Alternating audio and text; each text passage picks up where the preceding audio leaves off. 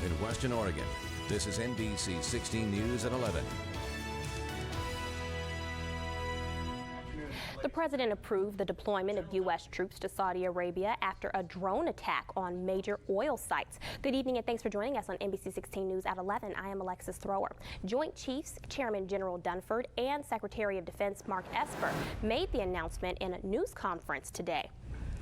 The pair said the mission is threefold: to send a clear message that the U.S. supports partners in the region, to ensure the free flow of resources to support the global economy, and demonstrate the U.S.'s commitment to upholding international rules. Esper said the attack on September 14th represents a dramatic escalation of Iranian aggression.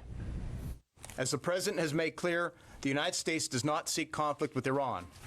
That said, we have many other military options available should they be necessary. We urge the Iranian leadership to cease their destructive and destabilizing activities and to move forward on a peaceful diplomatic path. Esper did not say how many troops will deploy, but said they would primarily focus on air and missile defenses. New tonight, a Springfield business says it was a victim to counterfeiting, and as NBC16's Perry Elliott-Durrani reports, police tell us the case is part of a much bigger problem. It was a tough weekend for Naya's Taqueria in Springfield after the restaurant discovered it received multiple fake $100 bills. At first, you get mad, and then you get really sad, frustrated, and then I think about other businesses, other people that could be going through the same thing. Springfield Detective Jared Quinones confirmed Gaspar's suspicion. He tells me Springfield PD received over 130 forgery cases in 2019 alone, and that they're hard to prosecute. That means businesses and consumers need to be vigilant. Sometimes businesses do wind up with forged bills in their till, and if the cashier's not being attentive, they may be passing these along to people as well. Some fake bills are easy to spot, like this $10 bill with foreign characters printed on it, or this $50 note clearly labeled for motion picture use only. But some can be tougher, only clearly discernible by weight or texture. And Quinones warns they get harder to spot every day. Consumer-grade products like printers are getting better and better. People's ability to use editing programs will get better and better. The detective says the best way to fight this kind of crime is education. UScurrency.gov provides information on some of the more subtle things to watch for. I hope everybody pays really close attention to these, especially big bills. The community working to stop a crime that makes everyone a victim. Reporting in Springfield, I'm Perry Elliott-Durrani. Local students joined others around the world today to demand lawmakers take action on the global climate crisis. In Eugene, the rally took place at the Wayne Morse Free Speech Plaza downtown. It was organized by Sunrise Eugene, a movement of young people fighting to stop climate change. Students, workers, and community members of all ages and walks of life came together, blocking off Oak Street downtown to spread their message. In any democratic country, public opinion for our leaders matters. And if we can spread awareness for this issue and spread awareness that they're not acting, we can influence the public opinion and get different people who will act in office. Organizers say several events will take place next week ahead of another day of action set for September 27th. With college classes almost back in session, the University of Oregon Student Food Pantry is gearing up to open its doors. Last year, the food pantry served about 150 students per week. Any college student with a valid ID can use the service. The pantry operates out of a single-car garage. Doug Hale with the Student Food Pantry says it will be moving to a bigger location within the next few months, but did not disclose where just yet. Part of the goal of that is to be able to expand the amount of food we have and to be open more often. And I'm expecting that once that happens, we'll be serving more students.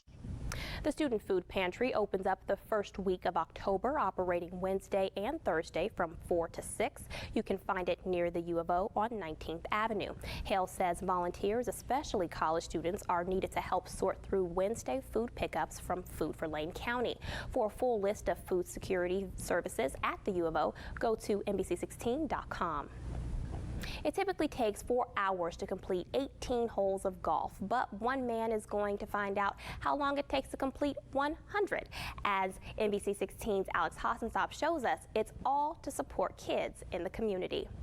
Matt Houston has played a lot of golf in his lifetime, but this coming Monday, he's teeing up at the Shadow Hills Country Club to play 100 holes of golf in one day. Not extremely concerned about the score, just more about just finishing and making this feat possible. But this is not simply a physical feat, it's a fundraiser for the nonprofit Kids First. I reached out to Kids First and gave them a call and said this is something that I want to go after on my own and help to raise funds for them. Kids First offers a safe space, support, and resources to children who are victims or witnesses to crime. They serve nearly 700 kids and teens in the area every year. Currently, we can only serve one family at a time, and it's sort of a bit of Tetrising in the office right now to make sure that everyone's in a good space. The nonprofit is moving into a bigger building on 18th and High where they can serve 2 families confidentially at the same time. This space will also allow them to hire mental health providers to offer service at the location. We're very excited to move into it. We have purchased the building with a snap-on loan. However, we're looking to raise funds for the renovations to make it a really beautiful, safe, comfortable space. That's where Houston comes in. In addition to golfing, he's been collecting donations and pledges from the community. We had a goal of $5,000. We reached it in less than a week. So we're just shy of $6,000 and hopefully going to get some more in the next 3 days. Houston says what will fuel him through the challenge is his passion for kids and his support of Kids First's effort to help them through trauma. So that piece doesn't define their life. He's on par to help kids in the community. I'm Alex reporting. Coming up next on NBC16 News at 11, it's almost time for the Friday Night Fever team to take center stage, catch up on all the touchdowns and big plays from this week in high school football. Plus, when we enter into our weekend, we'll start the weekend off with some sunshine, but you guessed it, the rain showers return. Of all those details coming up next.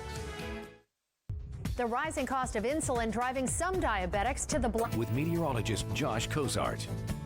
Well, there was another decent day all across western Oregon as we did manage to warm up into the low 70s despite the mostly cloudy skies that we saw until about 2:30, 3 o'clock this afternoon when the sunshine did finally start to poke through, and then even into our sunset, getting a few pinks and yellows into our sky. But the drying conditions, they will remain on tap for us as we roll into our Saturday. But unfortunately, we're getting into that point of the year where the rain showers return, and we'll see those return to our area come Sunday. But the fall-like temperatures that were here today, they'll be here tomorrow and really into a good portion of next week. But our radar and satellite shows calm, quiet conditions now, just a few high-level clouds hanging over our heads at this point in time. But despite it being dry, the past several days we have seen a significant amount of rainfall, and that has prompted several of these drought conditions to really start to peel their way back up. This was issued back on our Thursday, as it is every Thursday, so this is much improvement compared to where we were just even this time last week. But for the rest of tonight, we'll see partly cloudy skies. Temperatures will be on the mild side in towards the low to mid-50s, and we will see some patchy fog start to develop, so a few of us might have to drive through that on our Saturday morning. But the reason for the dry weather pattern for our Saturday is all due to this high pressure system situated to the southwest of our location. That's going to bring in some drier and sunnier conditions for us. But take note of this, our next low pressure system with a trailing cold front starts to march its way closer to our area, so that will increase our cloud coverage starting Saturday night, not having any impacts for our Saturday day, but then the rain showers move in for our Sunday mid-morning, and once that cold front actually starts to pull its way more onshore, we'll have cooler air funnel in behind it, so that will keep our temperatures on the mild side and very fall-like as we roll into the first day of fall on Monday. But our futurecast really kind of demonstrates that we'll see clear conditions tonight. You'll wake up with mostly sunny skies from the valleys out towards the coast, and all those rain showers will remain over the Pacific Ocean. But as we make our way through time, still sunny conditions for our afternoon on Saturday. It's into the evening times when that cold front approaches. We'll see the increasing clouds from the valleys out towards the coast, and there's our next rain showers as they inch their way closer to our area, expecting them to move through our spot about mid-morning on our Sunday, and then they really don't move out of here until late Sunday evening, but not dropping a whole lot of rain with this latest system. Maybe a quarter of an inch is about the max that we'll see, and the most rainfall will be found along the coastal areas and up and down the Pacific Range. Once you get into the I-5 corridor and the Cascades, those rain showers kind of really have been wrung out. clouds before they get to that section. But really, for our daytime highs tomorrow, really nice out there. Temperatures warming up into the 70s through the valleys, 60s out towards the coast with plenty of sunshine. But fall is right around the corner for those of us in the valleys and out towards the coast. Our peak is going to be from October 12th through the 20th. But we just have to get through those rain showers on our Sunday. We dry things out for Monday, Tuesday, and Wednesday. Temperatures still hanging out on the mild side, and out towards the coast, same deal. Temperatures, however, right around average for this time of year. Just have to fight through those rain showers on our Sunday, but down towards the Umpqua Valley, maybe some foggy conditions to start your day off with, and then mostly sunny skies, and drier weather is just right around the corner. We just have to get past our Sunday, Alexis, before we can see the temperatures start to warm back up into the mid-70s. You know me so well. You know do. that I need the sunlight in my life. And you'll get a little bit more this week. Yes, so I just have to get past Sunday. That's Yes. fine. All right. Well, thank you so much, Josh. Absolutely. And that does it for this portion of the newscast. But you know we aren't done yet. When we return, Hayden Herrera and Maria Santoro will be back with another edition of Friday Night Fever. Several big games are on the docket, and they've got the highlights when we come back.